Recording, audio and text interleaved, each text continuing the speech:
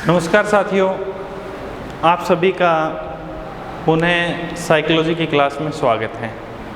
देखिए, हम पढ़ रहे थे साइकोलॉजी में, साइकोलॉजी के अर्थ के बारे में हमने पढ़ लिया था, साइकोलॉजी की उत्पत्ति के बारे में, और साइकोलॉजी की उत्पत्ति के बाद हमने बाल विकास में पढ़ रहे थे, बालक के विकास के बारे में हम अध्ययन कर रहे थे। तो बालक के विकास के बारे में हम वृद्धि और विकास के सिद्धांतों के बारे में हम चर्चाएं कर रहे थे। वृद्धि और विकास के सिद्धांतों के बारे में हमने चर्चाएं करने के बाद वंशानुक्रम और वातावरण के बारे में भी हमने चर्चाएं कर ली थी। उसके बाद में हमारा आगे की कड़ी में देखिए, एक छोटा सा टॉपिक बचता है हमारा। कई बार आपके बीए बीएड में या बीएससी बीएड की जो क्लास है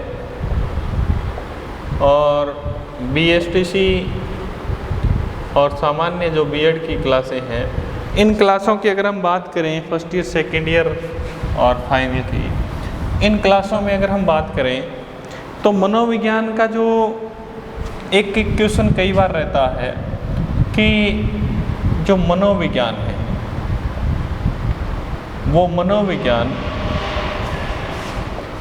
किस रूप में कार्य करता है।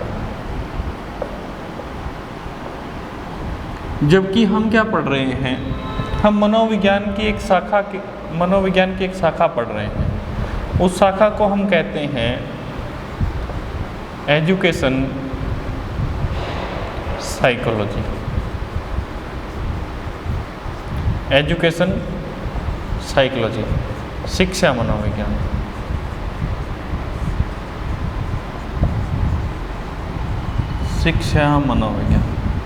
शिक्षा मनोविज्ञान के बारे में हम अध्ययन कर रहे हैं। अब मनोविज्ञान जो है, मनोविज्ञान क्या है, यह भी एक सामाजिक विज्ञान में रखा जाता है। ऐसा माना जाता है कि सामाजिक विज्ञान जो है उसका सबसे बड़ा जो क्षेत्र है वो मनोविज्ञान का है। और मनोविज्ञान के अंदर अगर हम बात करें, सबसे बड़ा सामाजिक विज्ञान में रखा जाता है मनोविज्ञान। और मनोविज्ञान में 30 शाखाएं हैं। कितनी हैं? 30 शाखाएं वर्तमान में प्रचलित हैं। वर्तमान में जो प्रचलित शाखाएं हैं वो 30 शाखाएं, और ये 30 शाखाएं होने के कारण ही है मनोविज्ञान जो है वो सामाजिक विज्ञान के क्षेत्र में सबसे बड़े विज्ञान के रूप में देखा जाता है साथियों। अब इस विज्ञान में हम बात करते हैं, मुख्यतः जो विज्ञान इसमें जो बातें करते हैं उनमें देखिए, हमारे पास जो मनोविज्ञान की शाखाओं के रूप में अगर हम देखें, हम मान लेते हैं ये मनोविज्ञान की शाखाओं के बारे में अगर हम चर्चाएं करें तो उनमें देखिए, हम यहाँ लिखते हैं मनोविज्ञान या साइकोलॉजी। जिसे हमने क्या कहा, मनोविज्ञान। इस शब्द की उत्पत्ति के बारे में तो तुम लोगों ने पहले ही पढ़ लिया होगा। साइकोलॉजी शब्द की उत्पत्ति के बारे में तो तुम लोगों ने अच्छे तरीके से पढ़ लिया होगा कि जो साइकोलॉजी शब्द है, उस साइकोलॉजी शब्द की उत्पत्ति के बारे में आपको बता देता हूँ कि साइकोलॉजी शब्द है वो 2 शब्दों से मिलकर के बना है। एक साइकी प्लस दूसरा एलोजियस लोगस। ये क्या है? ये है साइकी, और ये क्या है? लोग्स। साइकी का अर्थ क्या है? आत्मा। और लोग्स का अर्थ क्या है? अध्ययन करना। किसका अध्ययन करना? आत्मा का अध्ययन करना। किसका अध्ययन करना? आत्मा का अध्ययन करना। ये क्या है? साइकोलॉजी। अब देखिए, साइकोलॉजी की कुछ शाखाओं के रूप में हम पढ़ते हैं। साइकोलॉजी की शाखाओं में, यानी मनोविज्ञान की शाखाओं में, सबसे पहले हमारे पास जो आता है वो आता है राजनीति मनोविज्ञान, और मनोविज्ञान की शाखा है शिक्षा मनोविज्ञान। उसके बाद में है खेल मनोविज्ञान। फिर है औद्योगिक मनोविज्ञान। उसके बाद में है खेल मनोविज्ञान, औद्योगिक मनोविज्ञान, और फिर है कंप्यूटर मनोविज्ञान, कंप्यूटर मनोविज्ञान। उसके बाद में है दर्शन मनोविज्ञान, कंप्यूटर मनोविज्ञान, दर्शन मनोविज्ञान, संगीत एवं ललित कला मनोविज्ञान, संगीत एवं साहित्य मनोविज्ञान, संगीत एवं साहित्य मनोविज्ञान। उसके बाद में जितने भी शब्द हैं हम देखते हैं अर्थशास्त्र, अर्थशास्त्र मनोविज्ञान। उसके बाद में अगर हम देखें अर्थशास्त्र मनोविज्ञान के बाद अगर हम देखें तो जनसंचार मनोविज्ञान, जनसंचार मनोविज्ञान। उसके बाद में भी अगर हम बात करें तो साहित्य मनोविज्ञान, साहित्य मनोविज्ञान। उसके बाद में अगर हम बात करें तो संगीत मनोविज्ञान, यह आ भी गया संगीत मनोविज्ञान। और भी अगर हम बात करें जनसंचार, ये इसी तरीके से इसकी अनेकों शाखाएं हैं मनोविज्ञान की, और इनकी एक एक शाखाओं के बारे में हम अध्ययन करेंगे। एक रखा जाता है आयुर्विज्ञान मनोविज्ञान, आयुर्विज्ञान मनोविज्ञान, ये रखा जाता है। ये मनोविज्ञान की शाखाओं के रूप में रखी जाती हैं ये चीज़ें, और मनोविज्ञान की शाखाओं के रूप में रखा जाता है। तो साथियों हम एक एक शाखा के बारे में अध्ययन करते हैं। हमारे सामने सबसे पहले हमने बात की राजनीति मनोविज्ञान की, या इससे पहले हम यहाँ से शुरू करें, जो हमारा जो मुख्य जो बिंदु रहेगा वो ये रहेगा एजुकेशन साइकोलॉजी, शिक्षा मनोविज्ञान। शिक्षा मनोविज्ञान हमारा अहम बिंदु रहेगा, और शिक्षा मनोविज्ञान के बारे में अगर हम चर्चाएं करें साथियों आप लोगों के सामने, तो शिक्षा मनोविज्ञान जो है उस शिक्षा मनोविज्ञान के बारे में हमें अच्छे तरीके से बखूबी रूप से पढ़ना है कि एजुकेशन साइकोलॉजी क्या है। और एजुकेशन साइकोलॉजी पढ़ते हैं तो सबसे पहले हमें किसके बारे में जानना होता है, शिक्षा के बारे में जानना होता है, जिसके बारे में हमने बखूबी रूप से जाना है कि शिक्षा शब्द की उत्पत्ति संस्कृत के शिक्ष धातु से हुई है, जिसका अर्थ सीखना होता है। सीखने सिखाने की प्रक्रिया को ही क्या कहते हैं, शिक्षा कहते हैं, ऐसा हम मानते आए हैं। देखिए मैंने एक क्वेश्चन रखा था आप लोगों के सामने कि मैं यहाँ लिखता हूँ कि शिक्षा शब्द का वास्तविक अर्थ है, ये लिखा था। ए है सीखने सिखाने की क्रिया, बी है प्रकाशित करने की क्रिया, सी है व्यवहार परिमार्जन की क्रिया, डी है व्यवहार उन्नयन की क्रिया।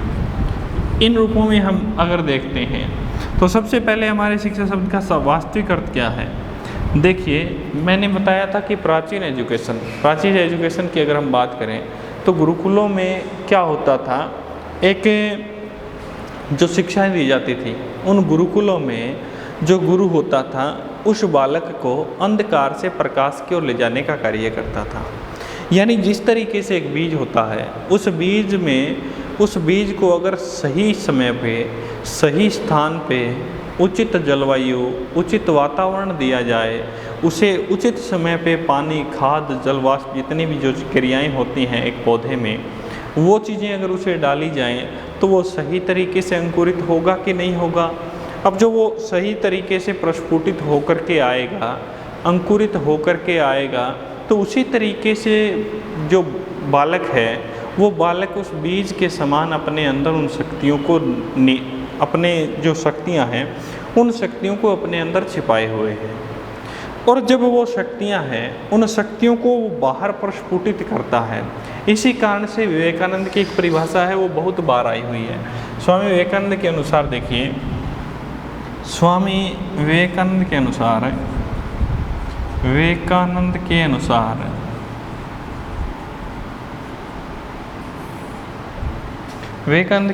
शिक्षा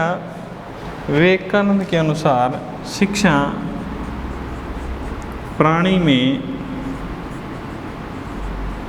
अंतर्निहित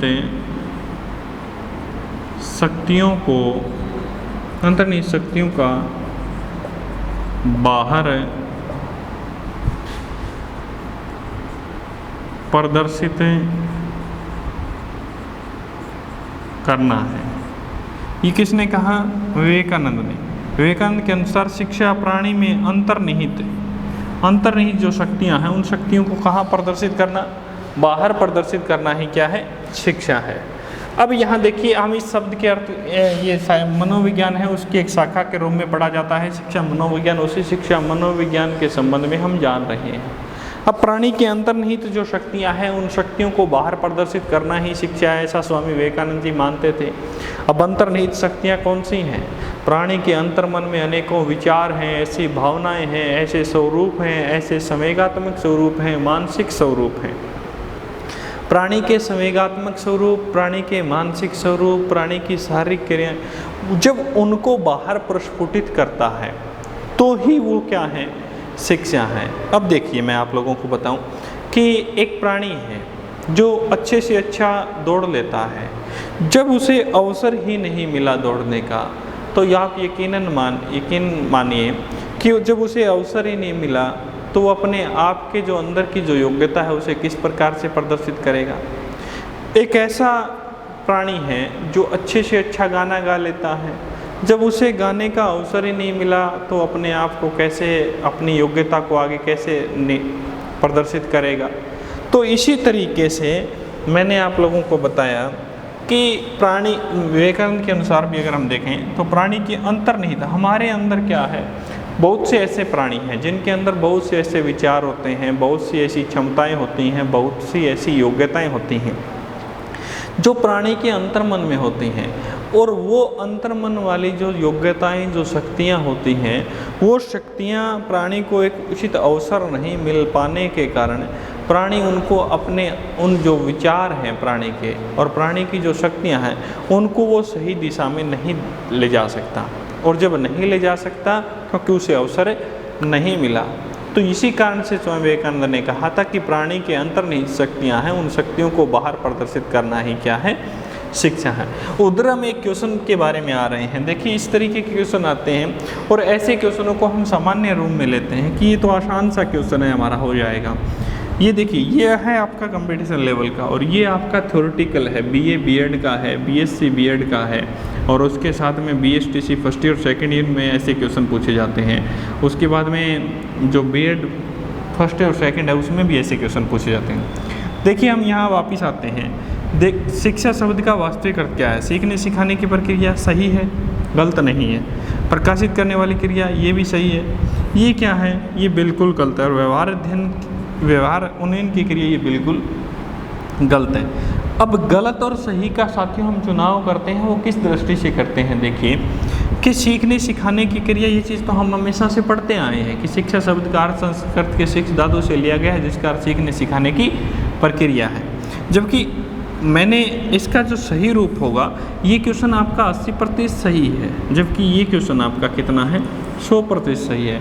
और एग्ज़ाम में जो मार्क्स मिलते हैं वो 100% जिसका आंसर सही होता है उसी को आंसर मार्क्स मिलते हैं, अन्यथा 80% वाले को नहीं मिलते। अब ये क्यों है? ये देखिए कि हमने यहाँ एक अर्थ शब्द पढ़ा कि प्रकाशित करने वाली क्रिया ही क्या है? शिक्षा मनोविज्ञान है। इसको मैं एक बार साफ कर देता हूँ, उसके बाद एक एक इस अध्ययन को हम पढ़ेंगे। हमने कहा कि शिक्षा क्या है?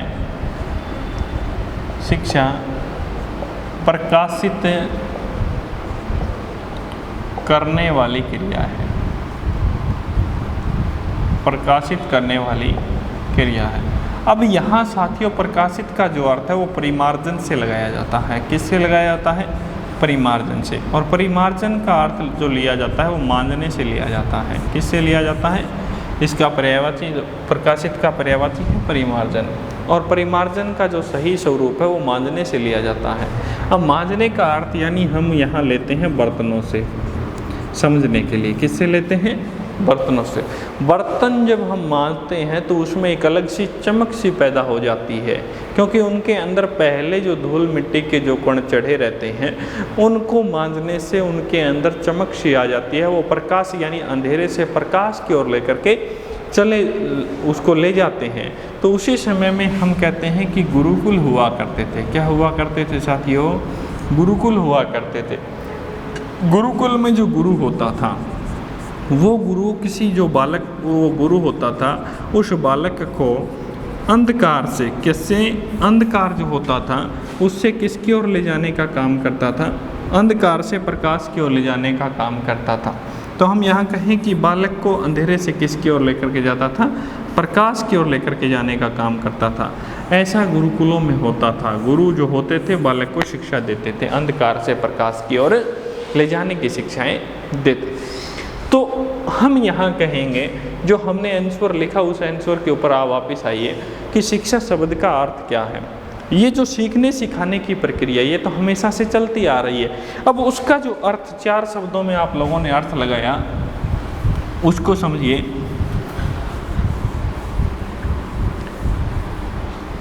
शिक्षा मनोविज्ञान में आपने अर्थ लगाया, पहला है सीखने सिखाने की क्रिया, सीखने सिखाने की क्रिया। शिक्षा शब्द के अर्थ, शिक्षा शब्द के अर्थों को हम मुख्यतः 4 रूपों में रखते हैं। कितने रूपों में रखते हैं? 4 रूपों में रखते हैं। मैं पूरा साफ कर देता हूँ।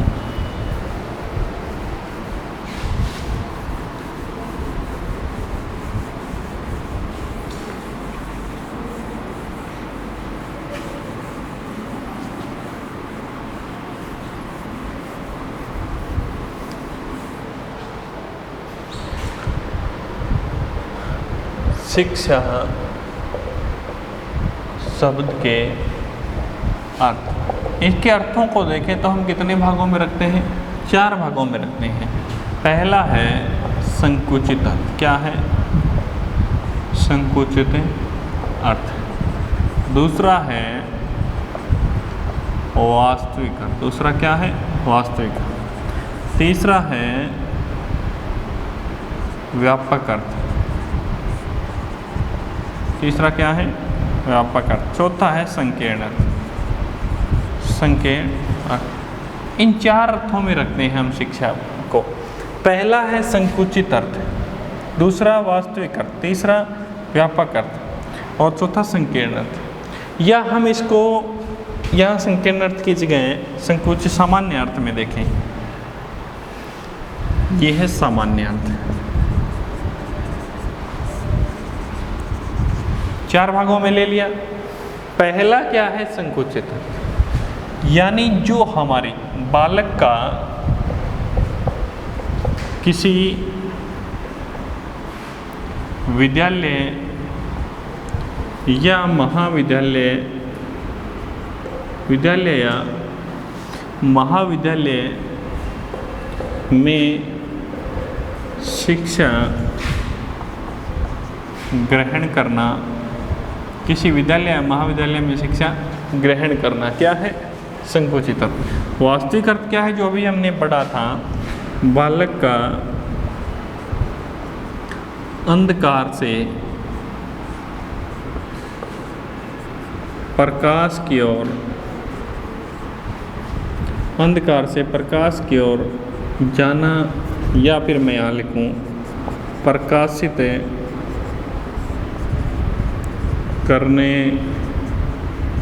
वाली क्रिया, या फिर मैं यहाँ लिखूँ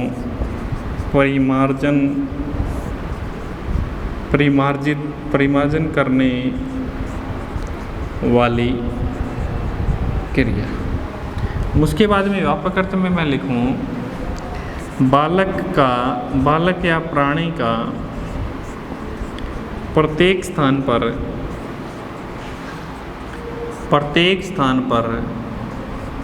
प्रत्येक समय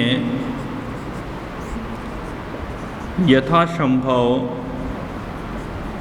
सार्वभौमिक रूप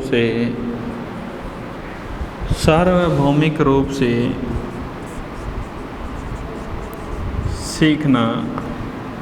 सीखने की क्रिया। उसके बाद में मैं कहूँ सामान्य अर्थ बालक की